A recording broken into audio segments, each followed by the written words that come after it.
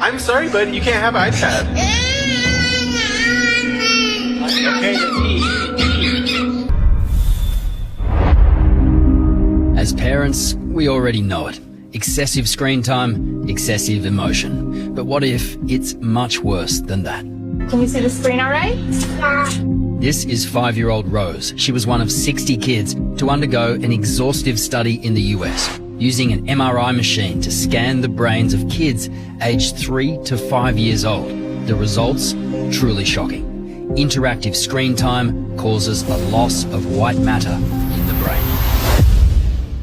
Well, in the simplest terms, we could actually refer to as some measure of brain impairment or brain damage. Professor Mike Nagel from the University of the Sunshine Coast has spent a career studying child brain development. So white matter in the brain is a material called myelin. So what myelin does is it wraps around the axons of neurons and acts like an insulator, a conductor, not too dissimilar to the plastic coating of a wire. So if we're seeing deficits in myelin production early in life, we're probably seeing deficits in neural connectivity. The study shows the more screen time a child is exposed to, the greater the loss of white matter.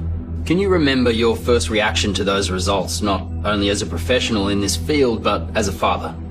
My gut reaction was, wow, I was not anticipating seeing anything like that. It hadn't occurred to me at the time that something as little as, and it said 2 hours a day, was having such a profound effect on the white matter associated with sort of language development. And by association, literacy, it was a shock, to be honest. He also believes big data backs it up. In 2010, smartphones became mainstream and affordable. Apps and social media exploded.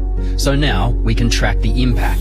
Psychological distress in our teenagers has skyrocketed. And look at the dates. It's all after the 2010 smartphone revolution. Mental illness through the roof. Hospitalizations for mental health, girls up 81%. Self-harm, huge increases for kids aged 10 to 12. The percentage of children sleeping less than 7 hours a night, look at that, all since 2010. The only graph that goes down. The time kids spend with their friends face to face.